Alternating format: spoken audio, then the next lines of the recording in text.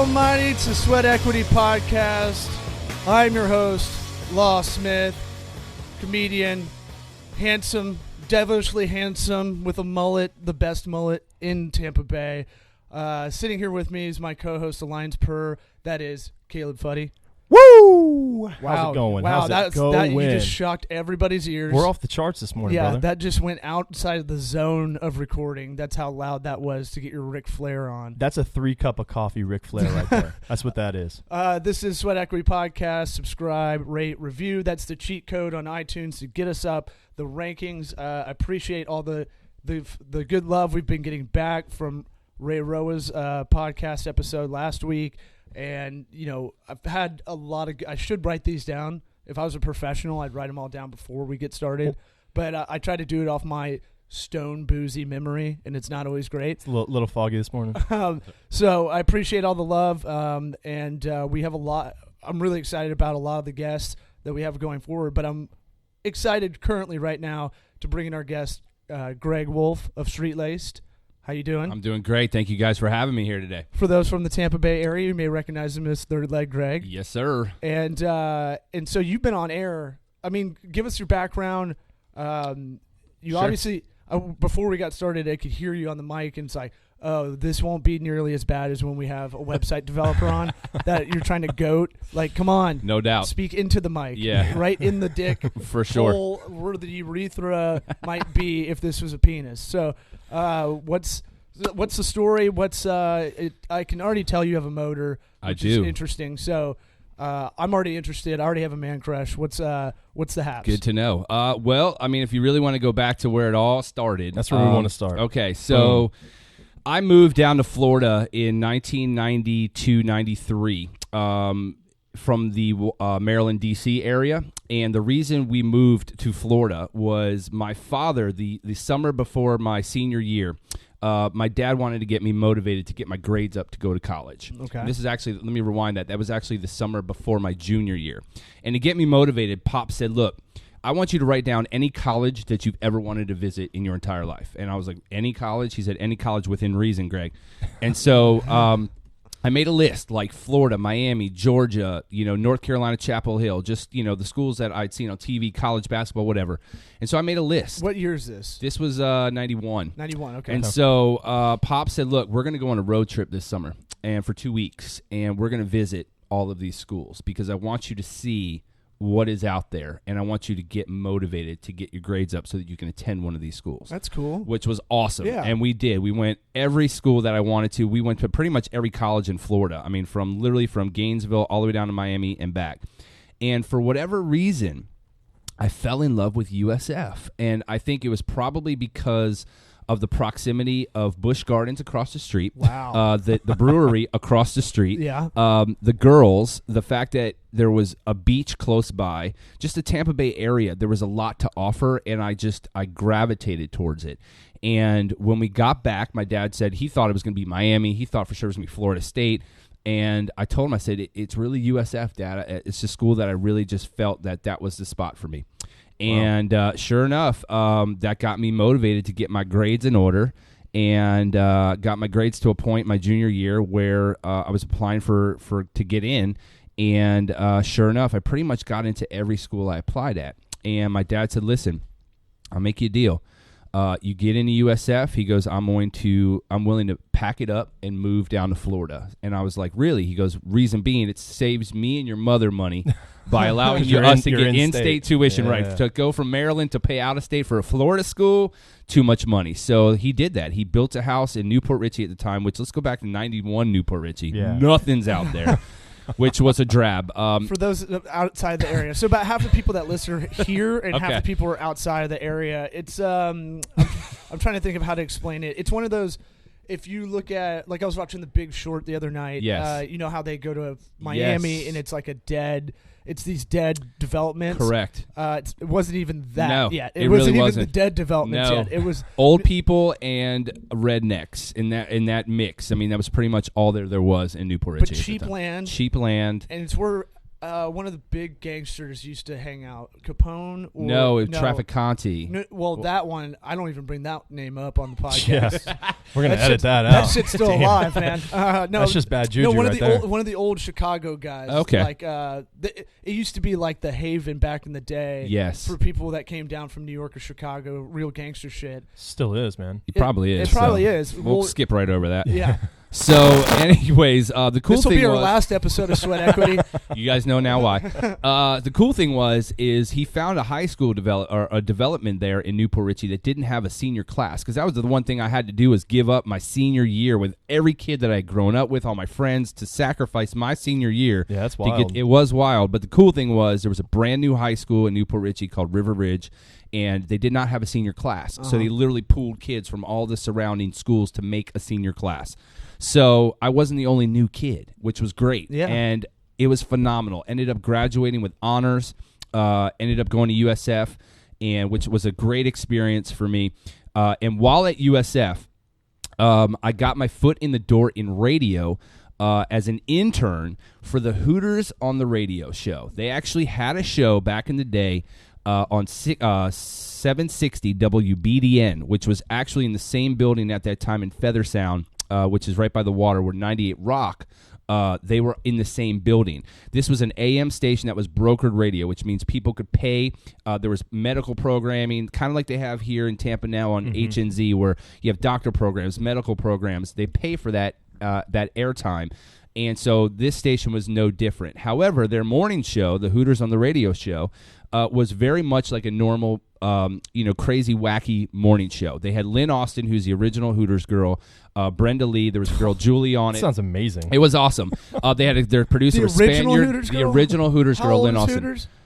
She's, up there in age now, but she was that original poster girl. Like, if you go into Hooters, you see her when she was in Playboy. But I'm just thinking, I feel like beef jerky skin in those pantyhose, man. Like those weird shiny pantyhose. I'm trying to think of Greg as a Young kid. Freshman in college. I was high actually school senior at When that was time. this? No, at that time I was at USF, so that was probably my junior going into my senior year. Actually, at that time. I mean, I'm just picturing Greg sitting in there with all these Hooters girls doing a radio show. I was the intern, though. You got to remember, I was the bitch boy. Like, literally, the whole and here's how I even got in You're there. taking your punches, but you're in the fight, man. I was. Right? And the funny this is how I got there. My brother at the time was working at a restaurant, and a lot of these radio shows still to this day do features where you have a restaurant come in, they bring you food, you talk about them, they do a deal or a coupon offer. And so my brother's restaurant got chosen by them to be featured. So he called me and said, Greg, you want to come down to this radio show with me? I was like, sure, I'll take the ride. And when we went down, I was mesmerized, again, kind of like you guys with this podcast, even though their studio was half the size of the room that we're sitting in. But when you hear it on the air, it sounded like larger than life. Sure. And you come in and you're in this small box. I'm like, this is the show? And I was mesmerized by that. Well, the girls that day were talking about why men don't like to shop. That was the topic. Lynn Austin was dating, or she was married to Daryl Dalton. She was married to a professional baseball player. So that's how they kind of got on their topic. Excuse me. So I came from a family where my mom was in fashion retail. She worked for Macy's. She worked for Saks Fifth Avenue. So we were around that our whole lives. So we loved to go shopping for school clothes, new gear. So when it came time for us to come on and talk about the food, I just opened my mouth, which I probably shouldn't have, because we were there to talk about the food. And I just said, excuse me, can I ask you guys why you think that not all men like to shop? Because that's not necessarily true. So they were like, who the hell is this kid coming in, bringing up his own, mojo? And so there was like this natural banter between me and the girls. And after the break was over, they said that was really good. And I said, I really enjoyed that. That was awesome. So do you guys have interns or anything here? And they're like, well, I don't know. We've never had an intern. It's AM radio, so we've never had an intern. So I went to the GM and I said, I would love to be an intern for this show. And he was like, well, you need to go back to your university, find out from your professor, can you get college credit for this? And I followed the steps, and sure enough, I got approval and became an intern on their show. And what that meant was, you're going to be our bitch boy. You're going to go get our coffee. You're going to go wash my car. You're going to go do laundry. I'm like, that's not really what I signed up for, but I get it. That's part of paying your dues. Yeah. And one day they woke up and said, you know what? We have an intern. We need to go send this guy out to do stuff. Yeah. Like, why do we have a morning show? We have it. So the first thing that they ever sent me to do was I had to go to Walgreens and pretend that I had my wife on the phone. And I didn't know why I was going there or what I was doing. And they just said, just go there and call us when you get there. So I did, and the whole premise was you're going to pretend you have your wife on the phone, and we're going to send you to go get really embarrassing things. And so literally I'm going down the aisles, I'm getting like Preparation H, and I'm just getting really embarrassing Vagisil and just like terrible stuff. And so they tell me to go find Maintain cream. And I was like, what is that? And they said, go ask the pharmacist. So I said, go to the old man pharmacist who was there. I said, do you guys have Maintain cream? And the pharmacist is like, Maintain cream, what is that for? And I'm like, honey, what is that for? And she's like, it's to maintain wood. And I said to the guy, I'm like, it's to maintain wood. And he goes, I don't know if we have that, but we have a small hardware section over there. You may want to look for it. So it was hilarious. And sure enough, like I ended up running out of the store. I don't remember what other items were. It was so long ago. But I ended up running out of the store screaming I was having a hemorrhoid flare-up and my ass was on fire and literally ran out of the store. So that was kind of the stuff they started to send me out to go do. The most memorable 2 bits that I ever did, which is ironic to where I'm at today. The first one was when Raymond James Stadium was being built, and the big news at that time was the taxpayers had to pay this half-cent tax in Tampa to help with from Houlihan Stadium, which then became Raymond James Stadium with the new development.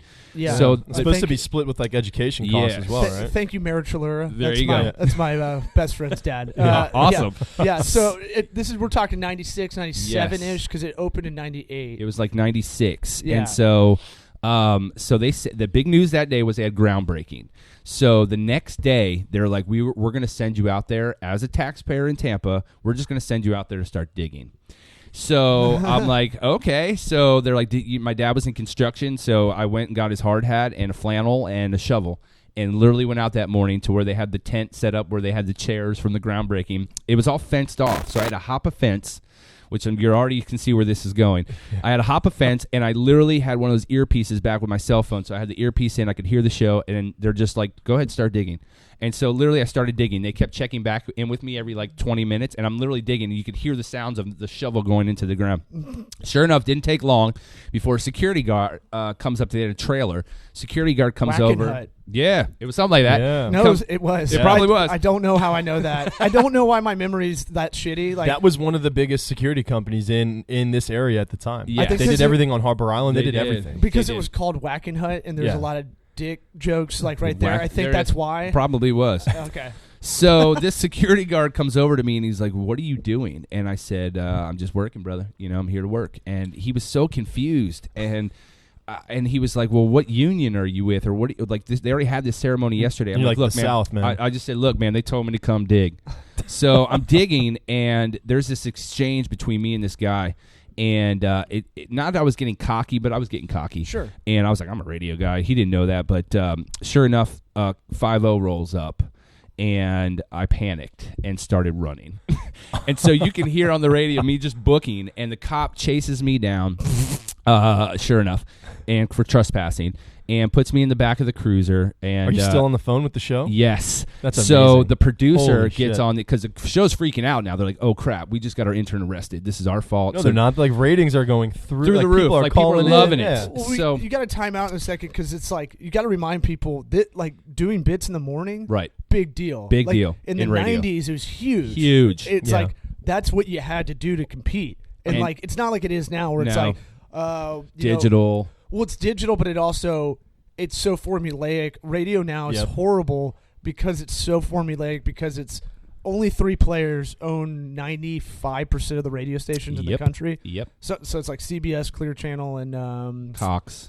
Yep. It's those big 3. It's a big oligopoly. They don't want to do anything risky, so it's almost collusion to a degree because you can't really start a radio station because the barrier to entry is so high and it's kind of dying. So you got to factor all this stuff in when you're thinking about you're doing these bits. Yeah. Back in the 90s when you used to buy CDs Right. of bits from your favorite radio True. DJ. I mean, I think the 93.3 here, they would have Yes. like the crotchety MJ, Christmas calls, yep, right? And that would be like a MJ. CD they'd sell. Correct. Yeah. Same with Bubba. He did all sorts of bits that people would buy those CDs because they wanted to relive them and enjoy them. So you're in the back. Now, let's go back because you're in the back of the police Cruiser, car yes. with a cell phone. That's attached earpiece. So the cop just put me in there to hold me there. And sure enough, the good thing was I did have a Hooters on the radio T-shirt on under the flannel.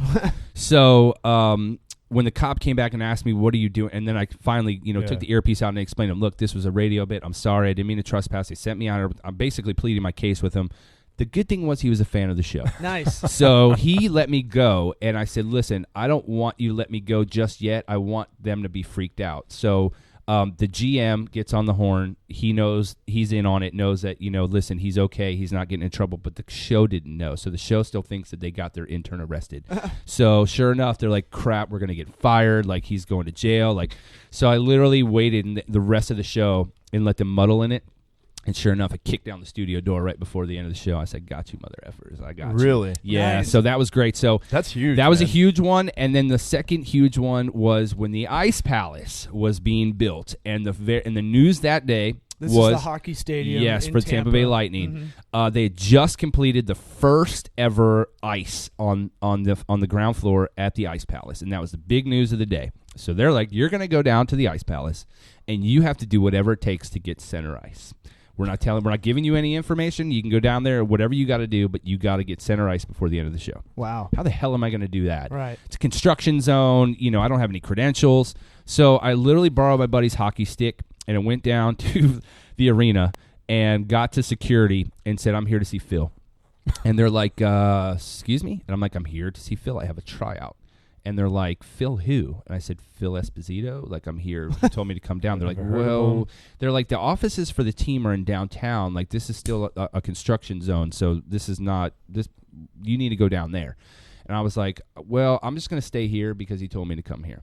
So they're like, you're more than welcome to sit over there. You're a bigger dude. You could pull this off a little bit. That's what I was just thinking. I was like, you could have been a hockey goon. Yeah, like, you I don't think defender. I looked quite like this back in the late 90s. But so sure enough, it wasn't working. I'm sitting there, and I'm trying to think, what the hell am I going to do? And I go back outside, and I see a line of guys with construction, like with equipment and stuff, kind of making their way in through the back compound. And again, still my dad's hard hat in the truck, grab the flannel, put it on, and try to blend in with the guys. And it actually worked. I got in with a row of guys going into the building because I had a construction hat on. They didn't check ID. I literally got myself in. Now I'm in the building. Yeah. But doesn't mean you're going to get on the ice. So I go to the Zamboni guy, and I go up to him and I explain. I said, look, I'm with Hooters on the radio show. I have to do whatever it takes to get center ice. I don't need a lot of time. I just have my disposable camera. I got to take proof of this, and I got to call the show and let them know that I'm on center ice. So after convincing him, he said, I'll just hire you as my assistant for the day. I was like, are you kidding me? You're really going to do that? He's like, I will do that for you for the radio thing. Awesome. Call the show back. I'm like, you mother effers, I'm getting it done. I've yet to not complete a mission you've sent me on, and I'm sure as hell not going to stop today. So they're like, what do you mean? I tell them, hey, the Zamboni guy said he's going to hire me for the day. They're like, we want to talk to this guy. I put him on the phone, and they're doing everything they can to detract him from letting me get on the ice. They're telling him I'm all off my medication. He snuck himself into the building. Don't believe anything. And I see his facial expressions go from this elation to he's worried. Yeah. And I was like, dude, what did they tell you? I'm like, whatever they're telling you is crap. He's like, well, I don't know now. I might lose my job. And I'm like, listen, give me 5 seconds to go out to the ice, and I'll get off and get the hell out of here. Yeah. And so sure enough, man, they open those two doors, and I literally call them. I say, you guys ready? They're like, what? And I literally dove onto the ice and just went down the middle of the ice and stood there. And I'm like, you mother effers, I just did it. I am standing center ice. I took a picture with the camera. I said, I'm done. I'll get the pictures developed. Some of the original selfies. I was about to say, man. Original selfie. You couldn't see what they looked like. Nope, You were no hoping clue. they looked Hoping good. it came out And you had good. to go to the Shutterbug stand and hope to God it comes out. It was amazing to be one of the first people in Tampa that wasn't a employee of the team or a construction person or whatever to actually do that and stand there center ice and look around that arena was amazing. And now fast forwarding all these years later, 20-something years later, here I am, the actual in-stadium host for the Tampa Bay Lightning. Yeah. I don't know if that was mojo. I got touched by That's the hand of crazy. the hockey gods, but that's kind of how I got my start in radio. Well, we know how you got there because look, you've already told two stories about how you look. You're maybe naive, when you're younger, but you can use that as an advantage in Absolutely. a lot of ways. And so you have the mindset of going, I'm just going to figure Make it this done. out. Yeah, Get it and done. if I fail, that's fine. But I'm going to try 2 or 3 different ways. Correct. To Or make it happen. I feel like a lot of people would get, if they got their dick knocked in the dirt that first time, They're going to be out. they'd be like, Yeah, it didn't well, work. sorry guys, Yeah. you guys sent me on a bad mission. Right. Yeah. And blame them. And it's Right. like, no, you're the intern. You're the do boy. You're Yep. supposed to be out there doing the zany stuff for them remotely to earn your stripes, but Correct. also be entertaining. And you got to figure out, look, they didn't give you any tools. They weren't like, here's a set of James Bond shit to Nope. work with. It was like, go figure it out. And I did. And you probably had to pay for your own props. And you had to borrow a hockey I did. stick. I Like, borrowed a hockey stick. Got stuff from Pops. I did whatever I needed to do to get it done. Like the you just said. construction weaving in is almost like an 80s movie. It was, dude. It really was out of an '80s movie. Like Ferris Bueller-ish. 100%.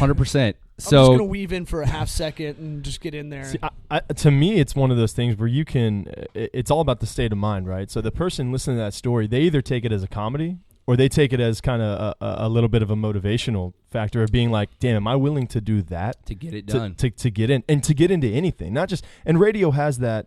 It has that culture, right? It has For that. sure. It's fun. It's funny. You get to do those kind of things.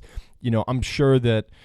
Someone gunning for a job at Raymond James or something isn't necessarily, they're not like, go try to get on center ice. You know what I mean? But I'm sure there are other things. How far are you willing to go? That's pretty much. And that's the what I love mindset. about those stories, man. That's incredible. So the girls actually gave me the name Third Leg Greg the day that I was running from the cops because they somehow tripped on the fact that, man, he must have had a third leg to get out of there as fast as he did. It's like his Third Leg Greg. And so that's how Really? the name. That's how that name came That's about? how the name came. I know you everybody sure? else did. Yeah, I thought it 100%. was like You can have ask a my big- girlfriend. I thought it was that you have a big hog or something. No, they're like, this guy's got a lot of balls to do the stuff that he does. Really was weird. I'd say shaft, but That's yeah. awesome. Balls and man. shaft. So yes, that's how the name Third Leg Greg got to me. Was this kid had a lot of balls. He didn't care. He didn't mind breaking the rules to get things done. And, Yeah. and he also runs as fast as if he had three legs because when the cops are chasing him, he took off.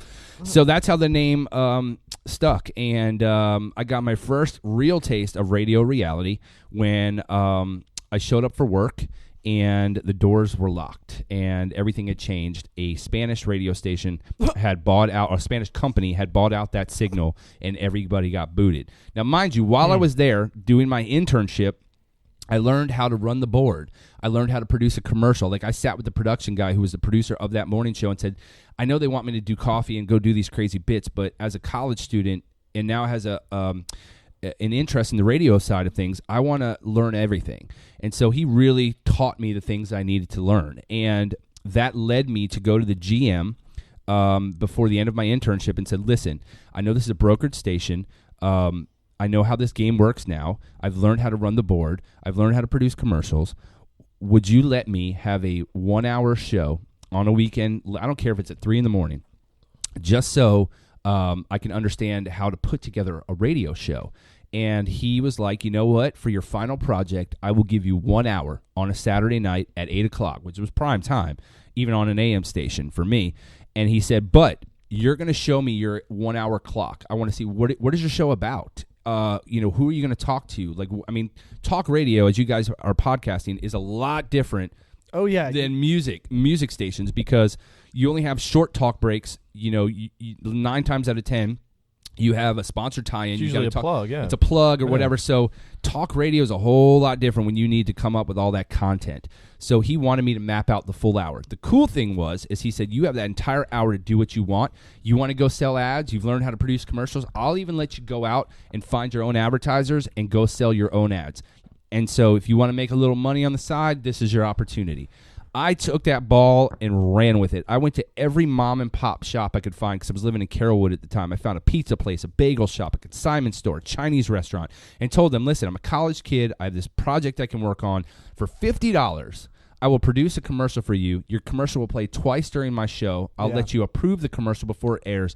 I absolutely ran with it and got, I think I got 12 people to jump aboard with $50 a pop. That's great. And produce my whole show. My show is the Third Leg Greg Show. What is it about? Well, it was about the hip hop, the Tampa hip hop scene, and what was going on in Ybor at the time, like the Ybor update, like what clubs were playing what music, what DJs were there.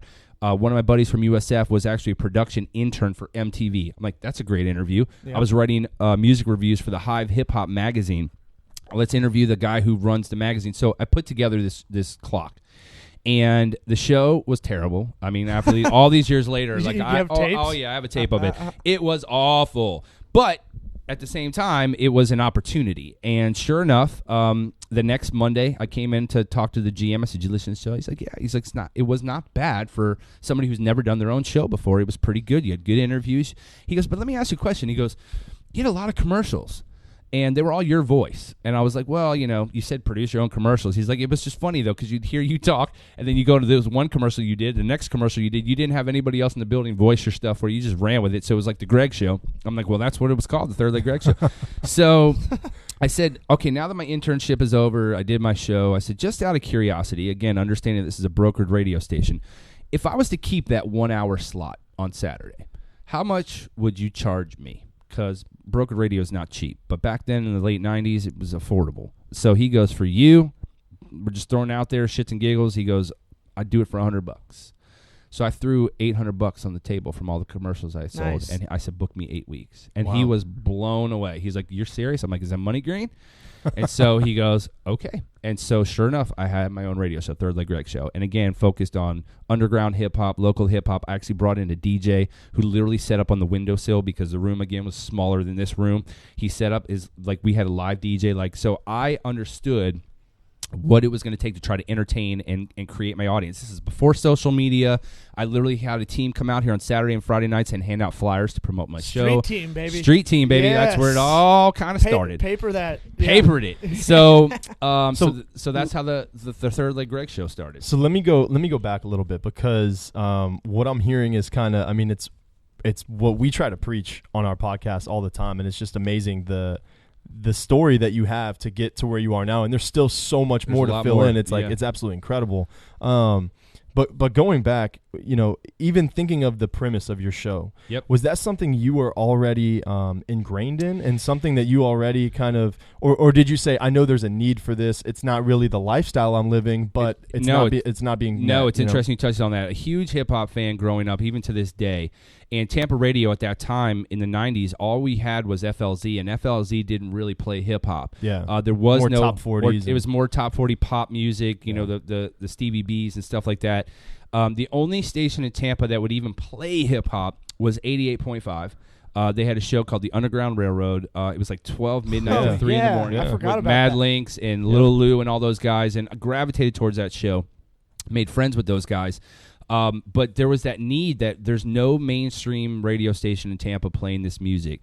So even if I have to do it on an AM station for 1 hour, that's what we're going to focus on. But my spin, as opposed to those guys where they're playing national artists, was I want to focus on the local hip-hop scene because, again, I was writing for the hip-hop magazine. I saw that there was a scene, an underground scene, if you will. Yeah. But, again, I was like, we need to bring this to the forefront, and that's where I brought in my DJ and said, let's just focus. I brought in local artists to interview them and talk about that.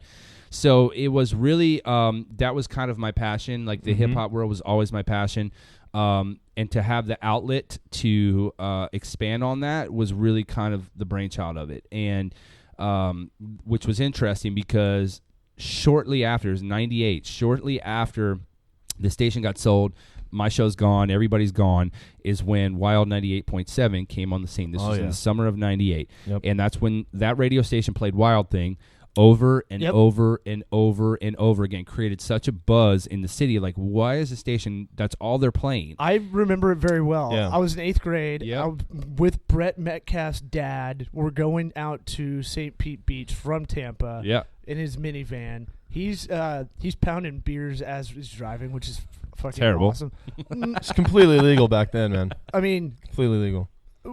I mean, it could have been soda, but I don't think they put soda in cases like that. Just be glad you're getting a ride, all right? Yeah, right. So anyway, it probably didn't happen this way because my memory's dog shit. But anyway, I do remember being in the car and we were like mesmerized by Wild at 98 and the promotion they did.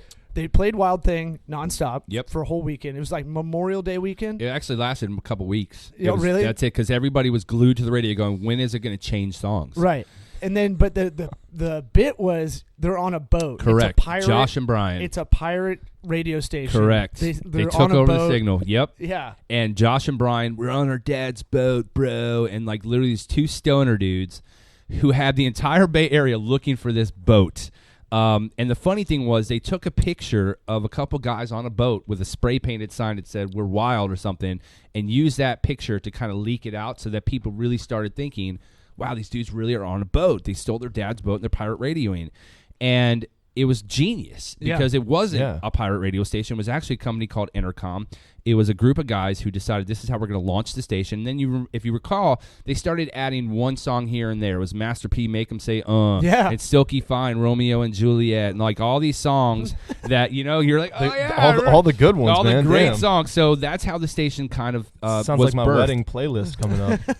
So I did everything I could to track these guys down. I'm like, man, my CD collection is like fabulous. I need to get these dudes and get them some more music. Come to find out, the research I did, it's this company, Intercom. They're out of St. Pete, and they have big plans to launch this station. They've already kind of leaked it out. And so I actually got to the marketing director. His name is Mark Gullett. And I interviewed with Gullett like 5 times. For some crazy reason, Mark thought I was a spy for FLZ. And the only reason he thought that was because I had prior radio experience in the market. Mind you, it was an AM station, a rinky-dink station, but he had his own show. He thought I was in cahoots with FLZ. Mm-hmm. The guy that I was in talks with, his name was Pete. Pete was his assistant. Pete was like, Greg is a go-getter. You don't understand. This guy is legit. Yeah. You need to bring him on the team. So finally he caved, and he brought me on the promotions team. Did he have you do some crazy-ass thing? Nothing, dude. Because back then, literally promotions, all we did was we drove around in a van that was spray-painted. Mm-hmm. We Don't Suck. I don't know if you guys remember the white van. Yeah. It was a white spray-painted van that literally said Wild 98.7, We Don't Suck. I think at that point I was in, I might have just started, I was maybe finishing elementary school. I remember having a conversation with my mom. Listen, just hear me out. I'm having a conversation with my mom, like, I was like, put it on the radio, and kids, they just talk, and you hear about, you start to get into radio, and that was my first, when remembering, like, man, when the radio was just really cool. Right. It was like, man, the radio played all the music, everything. Now it is very formulaic. It is very, it's so, even the hip hop stations are top 40s now, and it's kind of a shame. But back then it was like, oh yeah, did you listen to Wild 8.7? And I listened from the time I went to school. Didn't listen during school, and then as soon as I got home, on my boombox, the whole night. I used to tape the shows on tape so I could listen to them later when shows weren't on, because I had a little Walkman tape player, and I go ride my bike around. Dedication. Still listen to it. So love that. And I remember telling my mom, like, this is like a pirate radio station, and they're out on this boat, and she's like, what? And she's in media, like she buys and sells media, so she knows like all this stuff. And she's like, I don't think that's really true. And I was like, you don't know anything. I was like, you don't know. These guys are on a boat doing that. I thought it was the coolest thing in the world. It was a great launch. Yeah, absolutely was. We're obsessed with pirates in the Tampa Bay. Absolutely. Yeah, it made sense. It made a lot of sense. Yeah. So I got my foot in the door at Wild in promotions, and that's what I did. And I said, same thing there. I said, once I get my foot in the door, I'm going to sit in with the jocks. I'm going to learn how to run the board. I'm going to learn how to do commercials. And that's exactly what ended up happening. At that time, the only jocks on the station were Orlando, who's still there to this day, Scantman, and Flying Brian. Those were the 3 jocks. Mm-hmm. And I took time to meet with all those guys and sit in, made great friends. We were amazing, like as a group, as a unit. It was a very tight-knit family. And I started, like I said, running the board, started doing overnights to get more experience. What's overnights for people? It's literally like midnight to like 3 in the morning, 4 in the morning, mm-hmm. And just to try to hone my craft. And that led to me doing weekends. And then from that, I became the assistant promotions director because Pete left. And from the assistant promotions director, doing the weekends, doing overnights. I mean, I literally didn't sleep. And what that ended up happening is the night guy, who was Big Mama, I don't know if you remember that, it was a very short stint. Big Mama was not there very long. Wasn't there like a Big Mama's house or something like that? No. No? Okay. No, well, different guy. I thought that was. That was Martin Lawrence. It was Big Mama. That's what that was. That's what that was. That's exactly what that was. So Big Mama. It's cool. You get all your black people confused. It's fine. It's whatever. He ended up getting. Was that Medea? Medea, right? Medea. So he ends up getting booted. And they come to me and said, well, we need you to be the bridge over water until we can find a replacement for Big Mama. Now, mind you, at this time, in 99, Wild was huge. And every jock in the country wanted to go work at the night show position at the hottest radio station in the country. What ended up happening was, and again, I would see all these air check tapes and resumes come into Orlando's office by the box load.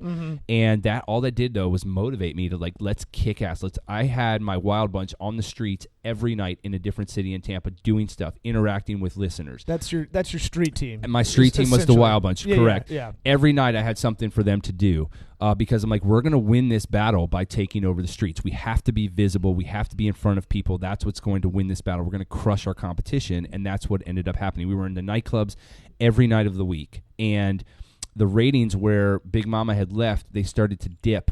And when I took over, they leveled off. So they said, well, let's take our time and find the right talent to replace Big Mama. And the ratings started to go up.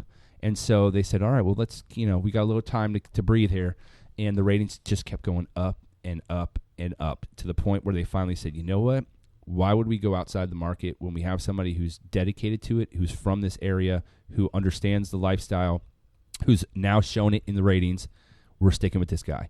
And they signed me to a 3-year deal, which blew my mind. What a huge accomplishment to go from where I was to now. How old were you?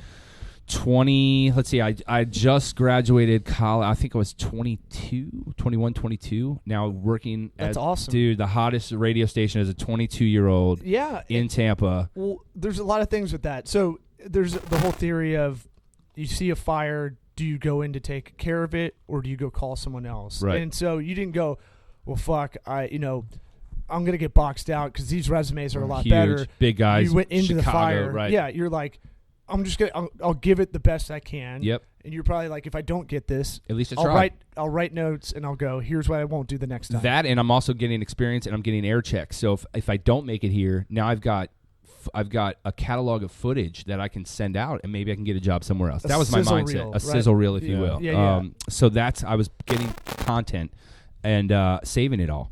And so, it was really one of those, I'm just going to give it everything I have and see what happens. And this is what I want to bitch to a lot of people that are 18 to, whenever you have a good back, let's say, anybody like 18 to 28, it's like you've got a lot of time now to hustle to make up for.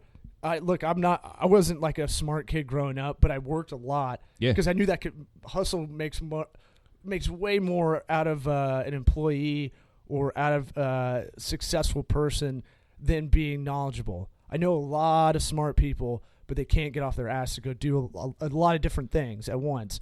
You didn't even know you were becoming an entrepreneur while you were doing it. You just knew that, okay, what do I have to do to get it done? Correct. You don't have to think about it like, I'm going to be this polished entrepreneur one day. This is what I want to do. You're just like, here's what I want to do.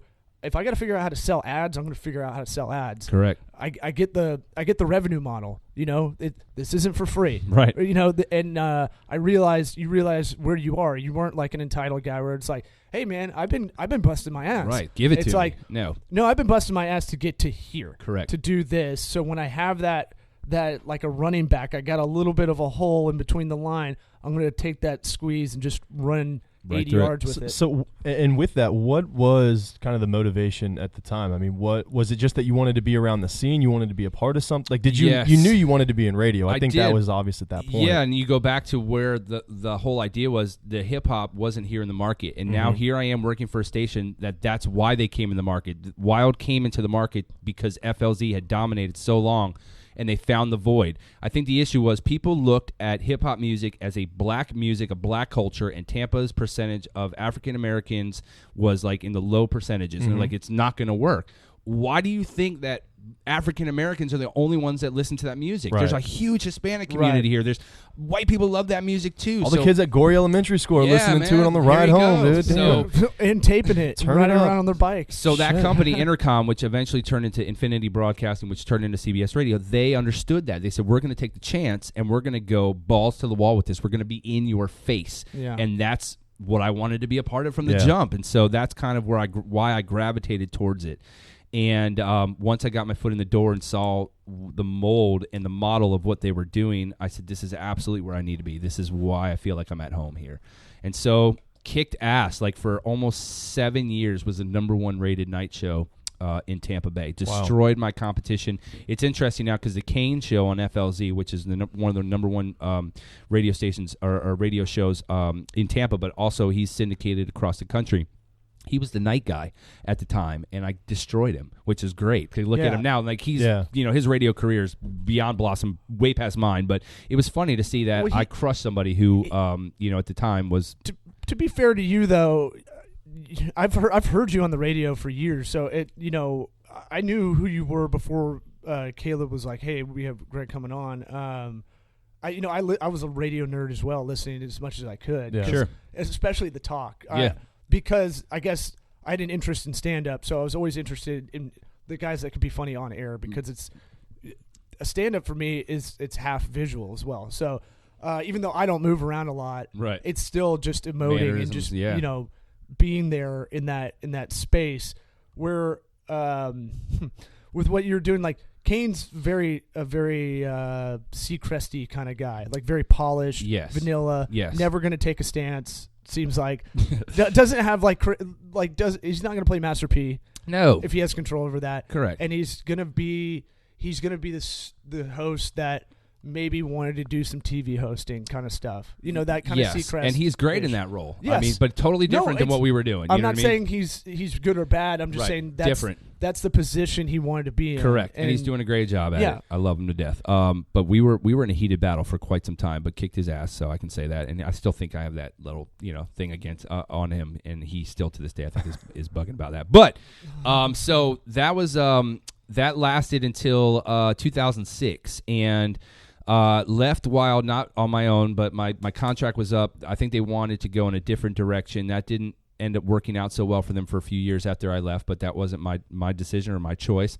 And when I left in 2006, I got interviews all over the country. I was flown to Minneapolis, New Orleans, Kansas City, again, because program director said, this guy's dominated at Wild in Tampa. He's obviously got the mojo. We want to see if he can do for our station. But we can get him at a lower rate he's younger. Correct. Mm-hmm. And I said no, because nothing I was really close to going to Minneapolis, really close, but we just couldn't come to terms financially. And I was like, I'm not going to uproot my life in Florida to move to Minneapolis, the whole culture shock and everything, unless it's right, and it didn't feel right. And it wasn't the cool Minneapolis it is now, really. Right. No, this is 20 years ago, so it's like it was different. It was cold. Yeah, it's just boring. It was a different city. It was different. not the liberal, like artsy kind of community. I mean, I'm sure it was there, but it's not like it is now. No. Yeah. So, sure enough, Mark Gullett, who's the guy that hired me at Wild, was the vice president of marketing for the Lightning. And so as soon as I got let go, I reached out to Mark because, again, he saw me go from point A to point B and dominated when I was put into that role. And asked Mark, hey, is there anything over at the organization that would be a good fit for me? And he was like, no, not really, but I know your work ethic, would love to have you a part of the organization, so I'm going to put your resume on the top of my stack. So if anything comes aboard that I feel may be a good fit, I'll give you a shout. Sure enough, man, 3 months later, I get the phone call, and all he tells me is, wear a suit, and I need you to meet me at the game. And I said, what is this about? He goes, I can't talk about it. Just show up. Random. Little leap of faith. Random. Yeah. So I show up to the game, wear a suit. He comes and gets me, and all we did that night was observe. And so we watched everything that was happening on the plaza, and I didn't know, what am I supposed to be looking at? He really didn't tell me much. And so he just, I want you to observe. So I'm watching everything that's happening on the plaza, just kind of taking in the pregame vibes, and just kind of looking around the arena, the game day experience and all that. And so we go down to his office, and he says, what did you see tonight? And so I told him what I saw, and he goes, the guy that was out there on the mic, the host of the plaza, he goes, what'd you think of him? I said, I thought he was corny as hell. And he goes, well, not only was he corny, but he's just not getting it, what I need done. And so I'm like, well, what is that position? And he goes, he's a marketing coordinator. And he works for marketing, but he also handles all the execution of the game day elements on the plaza, interacting with sponsorships, just kind of being that host for the fans. And marketing for the Lightning back then was doing so much more. Obviously, the media buys, the premium item giveaways, doing a lot of bobbleheads and schedule magnets. They handled everything. And so, sure enough, he let that dude go and brought me aboard. And that was in 2006, and was a marketing coordinator, and that's exactly what I did. I took the helms of the plaza at the arena and handled all the game day operation stuff on the plaza as far as booking talent, the bands, the DJs, doing kids games, making sure that the plaza map was all laid out for all the sponsorship and stuff, which still goes on to this day. Jesus Christ, and dude, so that's a fucking crazy job. It was awesome though. I loved it. Sure, Now I'm in professional sports, and the 2006 to 2009 was a stressful time for the team because that's when things were changing. Ownership was changing hands, and but Mark really understood the marketing world. He was great at it, and we did some pretty amazing stuff. If you guys remember in 2008 when we got Stammer, we were the guys that created the Scene Stamkos campaign that completely took over this city. Billboards, T-shirts, like all of that, which had never really been done for an NHL player of that caliber, having not been in the league yet. Like people are like, who is this kid? Yeah. And it was an amazing campaign because looking where Stammer's at now, we look like geniuses back then. We did viral videos. Like we took Thunderbug, used to have the inflatable Thunderbug costume that was like 8 feet tall, and like a person would get in it, and it was like air blown, so like it was like wavy and just kind of crazy. It's the mascot. Yes. So we went out to the beach and terrorized spring breakers. Like you can go to YouTube right now and go to YouTube and type in mascot terrorizes spring breakers, and literally it is a video of him kicking sand on people, chasing little kids. It was hilarious. That's awesome. And so we put this up, put it on YouTube, and just naturally put it out. And we got a phone call from E! Entertainment Television. Yeah. And they said, hey, are you the guys that created this video? And we're like, why? Because we did it on the hush. And they said, well, we want to use this video for our E's wildest spring break moments. Nice. And in order for us to do that, we have to pay you. And so we're like, oh, yeah, sure, it's us. That doesn't sound terrible. Our boss, Mark, was like, wow, you're now making the team money because of the social media antics and things that you guys... like, hey, why don't you give us a little bit more. You mean so, I'm making money from me doing this stuff, right? It was awesome, man. It goes through the team. It does now, and we didn't get a cut of that. But the fact is that we were doing outside-the-box marketing ideas to draw attention to the organization. And during that time, from 2006 to 2009, because you're probably going to go, how did you become the host of the Lightning? There was two hosts back then for the Lightning. They had a girl, Jenny Dean, and they had this dude, Todd. And they would alternate games. I don't know what the arrangement was. And one game... They were divorced. They probably were. Todd was out of town. They didn't want to see each other ever. That's how I visualize that. Todd was... I will not be there on Wednesday games, okay? He has Wednesdays. And I got Thursdays. Yeah. Todd was out of town, and Jenny had a family emergency that day. And I heard my boss talking to the game ops guy in his office, talking about what the hell are we going to do? We're like an hour and a half from game time. Right. And so having the radio background, being in front of huge crowds, rocking concerts and all that, I peeked my head and said, Mark, I would love the opportunity to come in and host this game tonight. Yeah. I would love to take that opportunity. Job right so now. pretty much. Yep. So they said, we don't have a choice. And Greg is more than capable. So they said, all right, we're going to put you on headset and you're going to do what you do. And absolutely rocked it. I had a blast. Thought it was amazing to do that. And I became like the fill-in guy for a while. And then... Let me ask you this. Sure.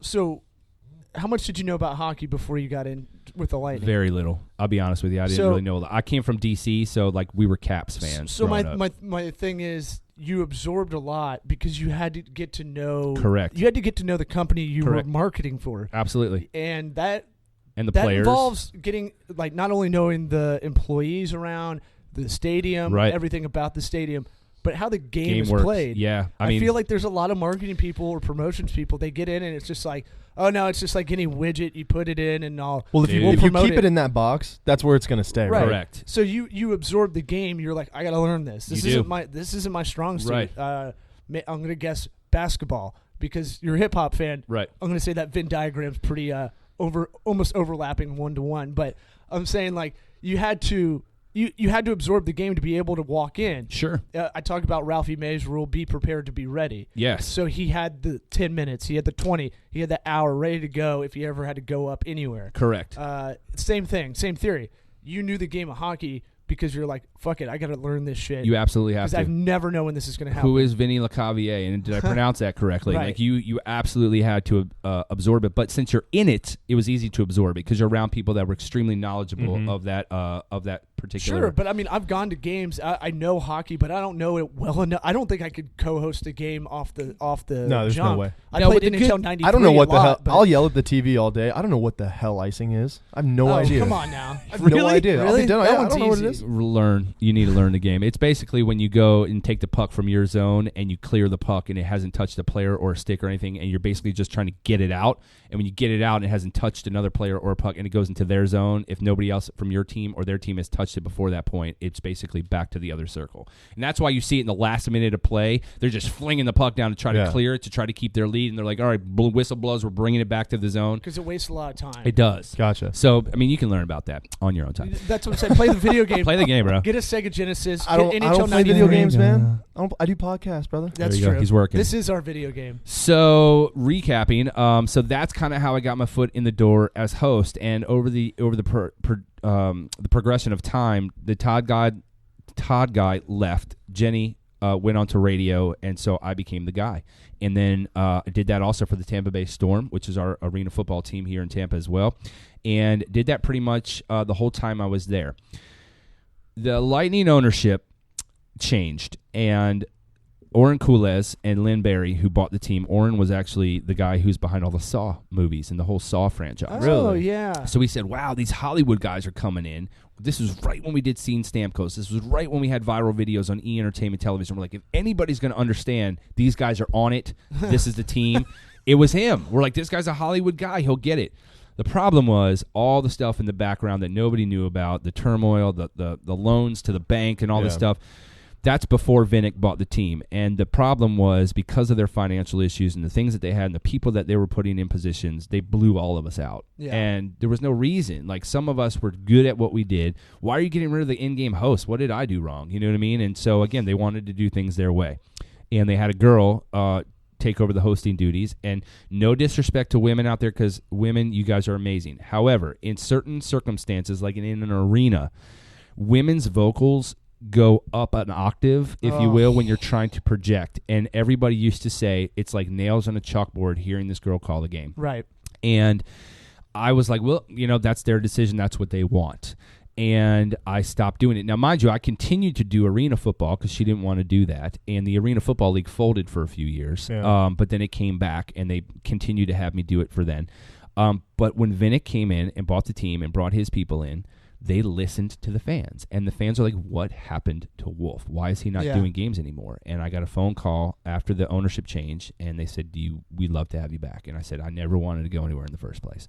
And so I've been doing that ever since 2011, 2012 season. Then we had a lockout, so I got all excited. We're coming back, and there was a lockout.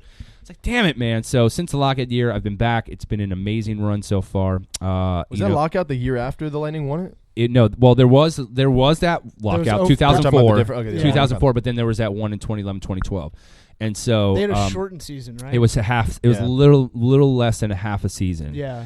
So came back, and we didn't have a good season that year. But ever since then, it's been an amazing and run. the NHL was like, oh man, because they used to be one of the big four, and now it's kind of the big three. But hockey's kind of coming back a little bit. In this city, it's huge. been back. It man. It owns. I mean, It's besides surprising. the Bucks, it is the Lightning, and it's been an amazing run. I think it's because they they have good AC. They have I think AC. seriously, this is one of my big theories about why it works. No, you're absolutely right. It's Look air at conditioned. It's ice in the summer in Tampa. What's that? I was just wondering if the music was going to kick in. Here we go. No, I got it. Cool. I got it set off to the side of Okay, here. cool. Beautiful. So no, it's one of those things where how do you get Tampa Bay area is not a hockey. It's not a hockey city. There's not that many rinks. It is to now, play. though. It is absolutely but now. They're building Well, a new one right it off is. of Here's my- 75. Yeah. And I'm putting my douchebag marketing hat on. It's my theory is, look, ladies control a lot of the plans guys make. True. So if ladies like to go Absolutely. on a date because Yep. it's AC, it's comfortable, it can kind of keep your attention no matter if you don't know the game or not. Right. If you go to a baseball game, you're like, oh my god, hot. fucking kill me. Right. But Hockey. everything's nice in there. It smells good. I mean, I think you're right, but I don't think that Vinnick was like, man, I want to buy a professional sports team. Like, what are the ladies going to want to go do? Well, I don't think that conversation happened. Maybe Maybe it it did. I'll shit on this point a little bit because Vinnick he made that stadium the 6th most used stadium in the country. Absolutely. He had a utilization rate that no one else did, not the Hollywood guys, none of that. Right. A lot of it is a lot of big concerts, pop stars. Oh, yeah. A lot of ladies. Amalie in one of the top arenas in the world, not just in the United States, in the world. It's But in the top 5. they also do so many, and this is going a whole nother kind of place, but there's just so many surrounding areas to the metropolitan area of Tampa that it makes a large city. For sure. Yeah. You know, when you branch out to Brandon, Riverview, when you go south of here, when you go, I mean, Sun City Center doesn't really count. So. Queen Bay's about to start her tour. Hey, She'll right be here. in there pretty soon, I think, right? Yeah. Next Friday, actually, she'll be at Raymond James Stadium. So rumor has it Jay-Z and They're Queen here. Bay Are on Davis Island. And maybe in a house, renting it. I mean, why not? She's starting her tour in Florida. So here's the thing that drives me crazy with this is that they are living in a house on Davis Island, all that kind of stuff, but why do we have to have news coverage Who on cares? it? Tampa's never going to be a cool city if we can't get people to rent houses on Davis Island. correct. And it drives me nuts. There was my fiance's sister was doing a lemonade, she was over at her friend's house, right, on Davis Island, and her little sister was doing a lemonade stand outside in their driveway. So Jay-Z and Beyonce come. They're 27, by the way. They're out walking. Right. It's an adult lemonade stand. Yeah, they're out walking and they stop by and they buy some lemonade from him. And the dad comes in and he's like, yo, Beyonce and Jay-Z just straight up bought lemonade from us. And they're like, what? That's awesome. And Gabby's little sister, she's 12. And so she's like, oh my God. So she told Gabby the other night, and Gabby's like, don't say anything. Right. But like people aren't supposed to know. Well, I guess it got out. It did. And now it's like every news outlet is like, they're like have Right. cameras they have there. paparazzi and it's like, and no one's going to want to come here Right. if this is how it's going to be when they're so it's driving me nuts. You act like the journalism has integrity. Like it's like, Well, I who know, can get but- this story out first because But it's I'm going like- to get a dickload of clicks. A Yeah. dickload. No, like it- girthy dickload. Like a lot. It's It- going to be... Triumphant bastard. Look, if it made its way to me and I try to avoid all that shit as much as possible, I Yeah. definitely saw these news reports. I Right. hate this kind of shit. It's Like, ridiculous. Well, as soon as Gabby's why are they known, just staying with Derek Jeter? Gabby's known for like 3 weeks now, and she's like, she told me, and she's like, don't tell your sister. Your sister's going to tell everybody. I'm like, all right, I won't tell her, because she knows everyone on the island and Of everything. So, course. and it's one of those things that you see it get out, and it's like it was only a matter of time until there's Somebody- news cameras there. They're and not there's going all to this stay crap. here. Like their first, Yeah. it's Miami on the 27th and Tampa the 29th. Guess what? As soon as it's done, they're out of here because Yeah. they got their own houses to live at. And you then know? they're going to be looking for Jeter's like baby Whatever. blue Lamborghini rolling around or Well, something. So My thing is, like, for me, I see that as an opportunity for us because there's not a lot of news going on. Maybe there's a wedge to get in there because there's not shit going on here a lot of the time. That's a big news story. maybe we're going to have Jay-Z on the podcast next. Who knows? I'll have the fourth girl that got kicked out of Destiny's Child that we thought was the hottest, and we were kind of she wrong. wasn't. No, she was terrible. We didn't know how wrong we were. So I want to jump back into it because I'm seeing I'm on Street Lace website Yes, right let's now. talk about Street Lace. And it seems that a lot of what I'm seeing on the website, it goes hand in hand with your stories, and it goes hand in hand with kind of the route that you've been, where a lot of the things that you've done in the past have been outside the box, have Correct. been grassroots efforts. Correct. It's been a and as it should be in my eyes, it's been a hustle. It's not, we don't sit back and just have this formula that we plug into a computer and we get you exposure. No. It's hard work. Yes. And we have the know-how. And if you could talk a little bit about what Street Laced does, Sure. and maybe just kind of your motivation to start Street Laced. So Street Lace started when I was actually at Wild. I used to do a high school spirit contest called the High School Holla, and kids would call up Monday through Wednesday from 30. They had 30 minutes. Okay? what was it called? High School Holla, because remember Holla was like the big word, not Holla like the bread, Yeah. but Oh. Holla. You I'm know, like thinking, Ja like, Rule. is Ja this Rule a- had a Holla song. Holla, Is this Holla. a Jewish community center? It is. Holla. So the kids would call up for 30 minutes each day, Monday through Wednesday, and vote for their high school. The school that had the most votes on Thursday, we would crown them champ. And on Friday, we would go out to the school to blow out free stuff. The problem with that is, in radio, is going to your program director and say, hey, I'm going to go hit Largo High School on Friday. I need a box load of CDs and T-shirts. And we don't have that, Greg. Yeah. So I'm going to look like a douche going out to 1,500 students with a box of CDs. That's not going to fly. So there was a guy that I would see all the time in Tampa. His name was Blaze. And Blaze was, and that's his real name, not Blaze like, the American Gladiator, but Just Blaise. Yeah. So Blaze was a record rep for Atlantic, Virgin, Interscope, big labels. And he was the guy in the market that whenever Eminem's album came out, he would have to saturate the market with Eminem boards and like Eminem album in stores. He'd be in the club setting up tabletops. And So I would see this guy show up with all this stuff. Yeah. I always wondered about that guy. Yes. You never see him. You never see him, but he was like stealth, but the stuff would be all over the city. So he was that guy. And I would see him in the clubs, and I'm like, listen, man, how much product do you have? And he would show me like a van full of stuff. And I said, look, what do you have to give back to your superiors at the labels? What do you have to do, reports? And he said, absolutely. I said, isn't the target teens? I mean, they're the ones that are buying music. Right. He said, absolutely. I said, what if I told you that I could get you tons of pictures of kids holding your product, teenagers, that you could send back to your peeps, that I'm doing the work for you by getting it out to the masses. He's like, abso-freaking-lutely, dude. So that's what happened. Blaze would load me up with stuff. I had plenty of things to take out to these high schools and blow stuff out. So he became my number one ally. Wow. And so when I left Wild, he approached me and said, listen, because his full-time job was with Delta.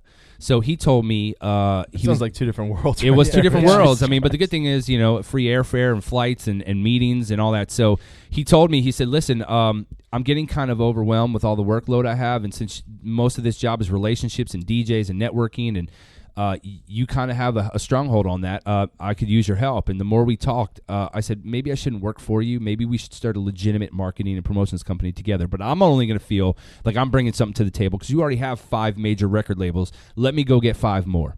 And so I got some smaller labels because they saw the mold that we're doing for the biggers, and they said, yes, we would love that kind of marketing promotion. So I got 5 more. We had 10 labels, and that's all we did. We were the liaisons for these labels in the market to get their materials out, to do these in stores and all sorts of stuff like that. The problem is, as the music industry changed and everything started going digitally, the teams like ours got dismantled because unless you were a top 10 market, LA, New York, Chicago, Tampa not being a top 20, we were 22 at the time, they dismantled our team. Mm-hmm. And so we're like, well, what the hell are we going to do now? And what we did was we channeled those relationships and that knowledge of the radio business, of the music business, and we helped local artists. We guys that we felt had a buzz but they hadn't got over the hump yet. Okay. And we have the knowledge, the wherewithal, and the relationships to help you do a 6-week program with us, and this is what's going to happen. We're going to introduce you to the world and get your foot in the door in a bigger capacity that you can expand what you're trying to do. And is this in the hip hop community Yes. still? So is this the Tom G's? Tom G's, Is the this Aka Fools, the Yeah. Jay Shins. Yes, Okay. that's exactly what it was. And one of the things that we did was called a Power Hour dinner, and this is part of their package. And the reason why this works so well is DJs like to eat. They like to drink. So we're going to get the amount of time. DJ Khaled. Yes, big man. The farther the amount of time as an artist it will take them to go build a relationship with DJs, whether they're club DJs here in Ybor or strip club DJs or whatever, the amount of time it's going to take for you to take your single, go talk to DJ Kaz at the club, buy him a drink, let him listen to your music. He's DJing. He doesn't have time in the club to listen to your shit. So he's got to take that home. How are you going to get him to listen to your stuff? There's a whole lot of factors that go into that in order for you to build that relationship. That's one guy. What about the other 50? Right. So what we told the artist was we're going to get them all together at one time. Yeah. And what that's going to do is it allows us to give the platform. We're going to give you the platform to explain to the DJs why you need their help and how they can help you. Mm-hmm. Not only that, now that you have them in one spot and they're fed, they're happy, they're drinking, they're happy, you have the opportunity to go to each one of them now, get their contact info, their email address. Let me get your phone number. You have the opportunity to network, but it's up to you to do the work. We're going to give you the outlet, and then it's up to you to take the ball and run with it. It sounds like you guys already did all the work. We by setting did this thing up, as man. far as assimilating that, yes. Yeah. But a lot of these guys took it to heart, and they did just that. They went and talked to each one of them, got all their info. They started doing mixtapes with these DJs, and like some of them got major record radio or airplay from those experiences. Yeah. So that's kind of how Street Laced formed. While we were doing that, what year is that around? This was 2007, 2008. Okay. While we're doing that, we get a phone call from Live Nation. And Dave Harb, who runs the amphitheater here in Tampa, said, listen, you guys have a promo team, right? We said, sure. He goes, I need you guys to staff every concert event that I have at the arena. We're like, dude, that's a lot of shows. Live Nation's huge. Like the biggest. Yes. They might be the biggest kind of event. Concert promoters, yes, putting on of shows, if you will. And we're like, well, what do you mean you need us for every show? He goes, okay, I'll give you an example. Tim McGraw's playing this Friday. I need to promote Brad Paisley coming in a few weeks. So I need your team inside the gates as people are coming in to hand out materials to promote my next show. And we're like, well, typically, why are you doing that as people come in? Typically, you do that as people are exiting. So they take the flyer, put it in their car, and he goes, but my philosophy is, as people are coming in, they're excited. They're happy to be there. They want things. Like, they want you to hand them. So that was his philosophy. But our mindset was, well, they're going to take that and throw it in the trash. Like, right. They're not going to hold on to that. Right. But so for a while, it worked. But then he got tired of having to pay cleanup crews to pick up all the friggin' flyers that are all over the ground inside the gates. That he also already paid for. Which he also already paid for, and you paid our team to staff this. So what he ended up doing was transitioning that to go, you know what, I want these flyers out into the public. I want them at bars. I want them at barbershops. I want them at pool halls. So our team started going out and doing the grassroots in the market. Yeah. And so sure enough, that led to us taking over the Live Nation account. And at that time, I was in the door at the arena because I'm still with the Lightning. And I went to the event coordinator who handles all the events for the at the time was the St. Pete Times Forum, and said, who do you guys use for like your flyering, your grassroots? And they told us, and we said, listen, how do you know this guy that you're hiring doesn't take your flyers, throw them in the trash, and say, give me my check? The old newspaper joke with Mitch Hedberg. Yep. So they said, well, we just, we've been using them for years. I said, what if I told you that not only will my team give you photos of your stuff and this is before digital and social media. We literally had, again, disposable cameras. Yeah. Where we make our teams go out when they put the materials in the locations. They would take a picture of it in the location and a picture of the storefront. So this is where your stuff is at. Not only are we going to give you pictures, but we're going to give you a location recap of where all your stuff is at. And we're going to do it for $50 less than your guy does. Done. So we took over the account for the arena. We now had Live Nation. Guess what? Live Nation's getting a phone call from Ruth Eckerd Hall. Who do you guys use for your grassroots? We use Street Lace. Done. Took over that account. Straz Center, AEG Live. And to this day, we still have all of these accounts. And I'll tell you what, all right, that first time around, I bet it sucked. It sucked. It sucked ass. Today, everything you do the first time sucks. I'm trying to write a bit about this, but everything you do for the first time sucks. Even a BJ the first time around isn't all awkward. Because it's always like, what is it? Oh, do I tap her on the shoulder? What do I do? Like, so everything you do the first time is horrible. Usually, it's horrid, especially in business where I'm realizing this as well. And what I do is I keep a playbook on the side. Sure. Because I know I don't want to have to go back on the fly and figure this out. I want to have a social media marketing plan for another restaurant once I get my bearings on what I'm doing with this one. Absolutely. And I have this templated out. That first time sucks. It does. But once you do it, and this is, you got to remember and I'm pointing at you, but I'm really telling people that are listening, the nature of the game is they don't want to have to keep rehiring people. Correct. You got to think of how managers hire people or how you outsource a lot of work. Right. If you do it well and they're excited, and that's part of the experience of making that account is it sounds like what you did, what I call internally marketing. Correct. Where I'll have a retainer with someone and I'll be like, look, isn't this how great it is that I know all this stuff to show y'all?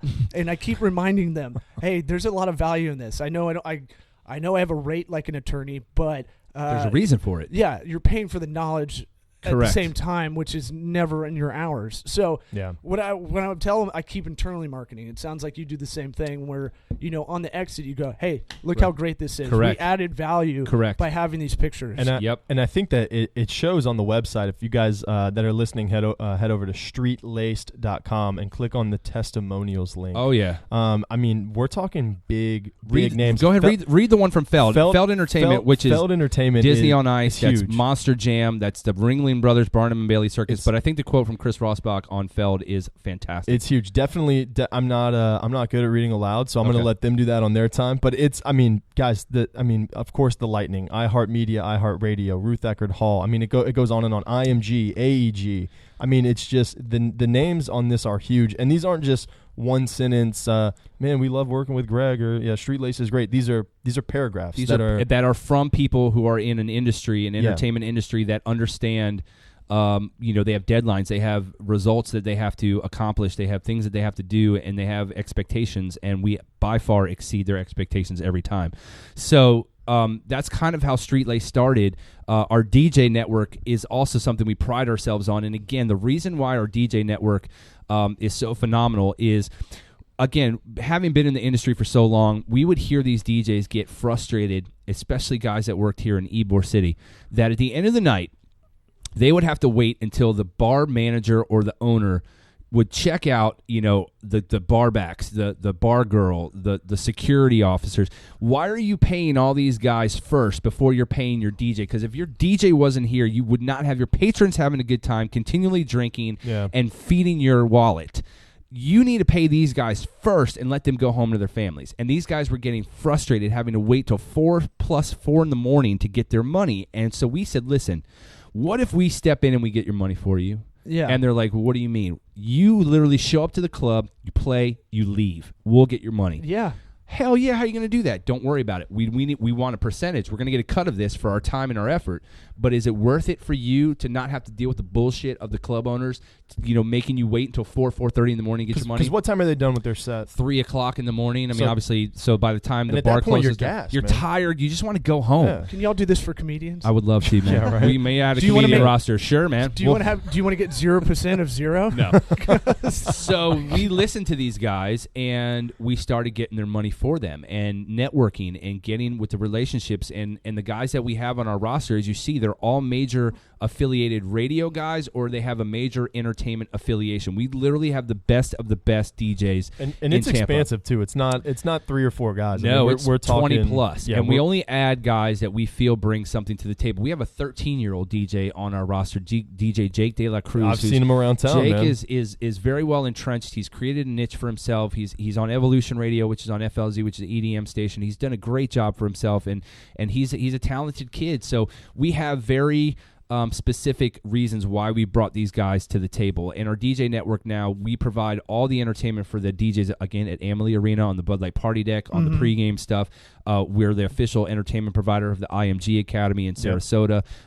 We do a lot of charity events, and again, it's about that saturating the market with our brand, and it's really the people behind it. And we've done a really great job of getting ourselves out there, because now, again, taking the mold of the hip-hop world and putting that to major business. Again, grassroots is not rocket science. It is literally going away from the traditional media of social media and all these things. Everything's gone digital. Well, guess what? We have learned that the conversation and the hand-to-hand and the face-to-face interaction will always go a lot farther than you seeing an ad on a feed on your Snapchat or your Instagram. You're scrolling right past that. But no question, yeah. Not if I do it, but yeah, I know what you're saying. If I have a 5-second or 20-second conversation with you about an event, or I hand you something, and you remember that, you're going to remember that 1,000 times more than you are some ad that's in your Facebook feed. And that method is still used to this day, and it works for us. It works for our clients. You can go to the latest on our tab. We're working with lawyers now and food trucks, and we're coming up with great ways to get these guys new business. And so that's kind of the mold that we put together is coming from a hip-hop world and coming from things that we know have worked and still work to this day. So that's kind of what Street Lace is about. Me and my partner, we've been together for over 10 years now. The company has been in business for over 10 years. And the reason why I chose to leave the radio world was because corporations, and it sucks to say this because I loved my 20 years in radio here in Tampa, but at the end of the day, you're just a number to them. Yeah. And the people that have made it up the ladder, so to speak, for whatever reasons, they've networked within that world.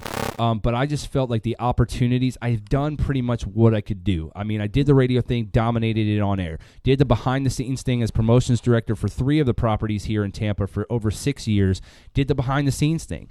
And it just got to the point where I felt like there was really nothing left for me to do. And now that I have a great company, I've created a brand, we've gotten ourselves out there for the last 10 years, it's now time to focus 100% on us. And it's scary to go from a corporate job where you got a paycheck every week, you got benefits and 401k. It's a scary jump to say, I'm leaving that world behind and I'm doing this for myself. Yeah. But again, going back to, like you said, where this all started back on the AM station, you're not going to let yourself fail. If you're a go-getter, you're a hustler, you understand what it takes, that's what you need to apply to yourself, and that's what you need to apply to your business. And so that's what we've done. I feel like we've just really started scratching the surface of what our capabilities are. And I'll be honest with you, from an outsider looking in, I feel like a lot of people might not know about Street Laced unless they're looking for it. Correct. And the first time I saw it was probably a few months back. So, and it was one of those things where I was like, oh, what is, Greg's doing this? Like, damn, this is pretty cool. Yep. So I feel like with this new push of you being in, and I wouldn't call it a new endeavor because it's been around for 10 years now, but giving it your full attention now. Yes. I think a lot more people are going to start seeing street laced around, and it's going to be a more common kind of name for people. We've done a great job. Like we did all the Frozen 4 stuff here a couple weeks ago with the NCAA. That's another big client of ours is the Tampa Bay Sports Commission. Thanks to Rob Higgins, we've got a great relationship with them, and obviously the National College Football Championship is in Tampa this year. It's going to be huge. So I'll be at that for sure. It's going to be, dude. There's going to be so many amazing events in the city, and putting our best foot forward for the Frozen 4, which was the third most attended Frozen 4 in its 69-year history. Wow. All the events surrounding that, we did everything. We did the student welcome reception at the Getaway, which was a private event. We did the student autograph sessions, which were at Tampa Theater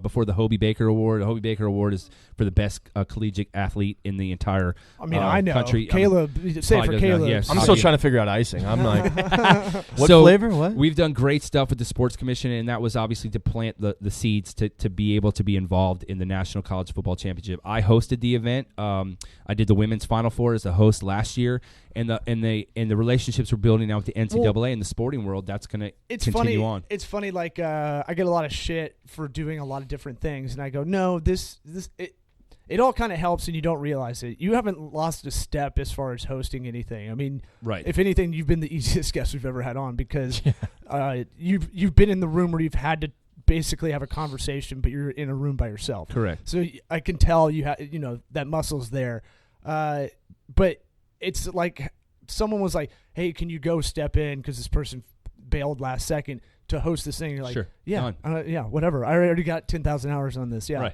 right. I can get in there easy." So you haven't lost a step in that way. It doesn't mean that you won't get back into radio at some point if that fragments out. Sure. Which you never know. Which is a normal cycle of any industry where it condenses to like the collusion period where it's at right now. Yep. And then it's going to start fragmenting out. Maybe podcasting is kind of that area. Maybe. But, I guess we could talk to you for definitely hours. A long time. Sure. I want to make stories. sure. We'll have you back for sure. Absolutely. I'd love to. We want to make sure we, I guess we try to, this is supposed to be realistic advice for a lot of people that are listening, are either entrepreneurs that are a little lonely, isolated, and kind of need to.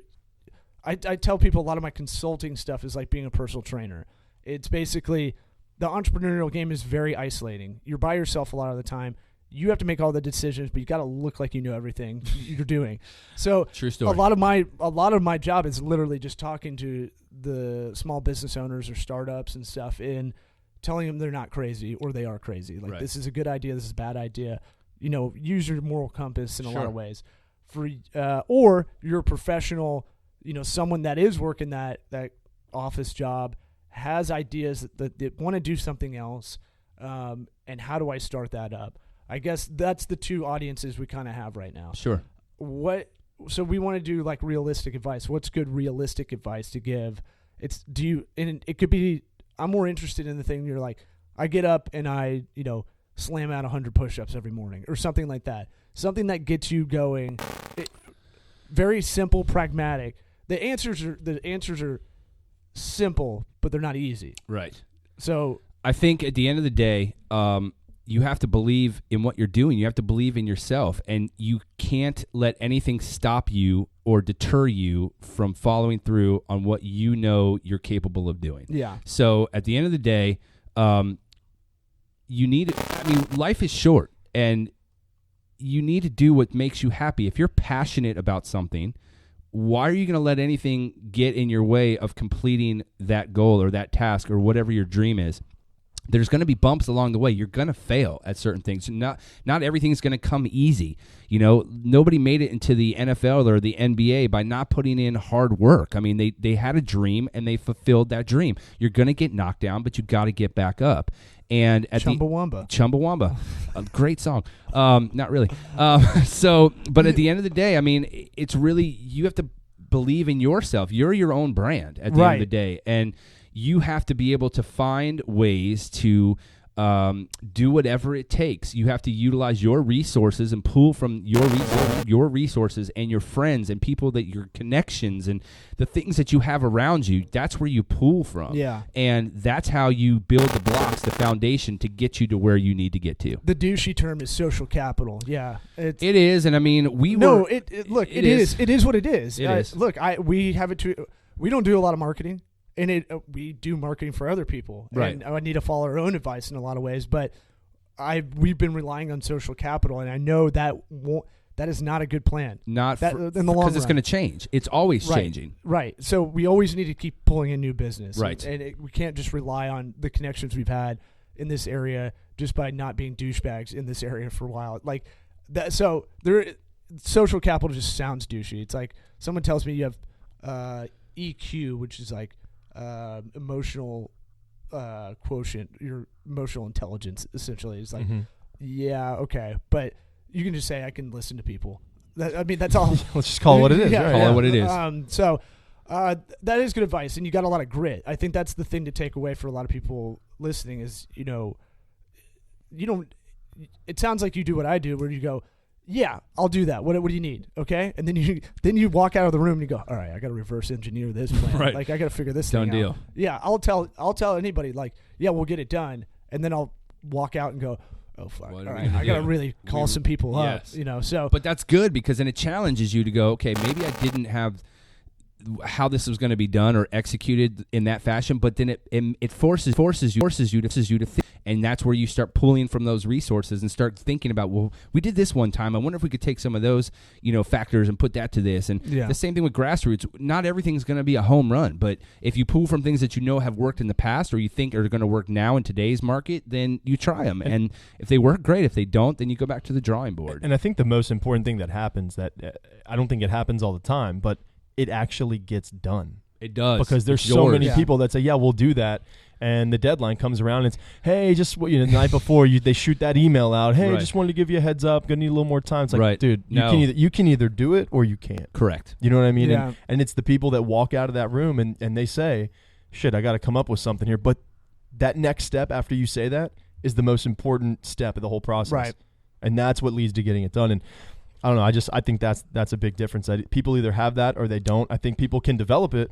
They can, but it's I think not really taught. That's a tough process to develip that. So I want to thank you. I think that's it's been awesome, man. I appreciate you guys. The advice you've been able to give, the stories you've been able to share are if our listeners didn't gain something from this episode, then that's their own damn fault.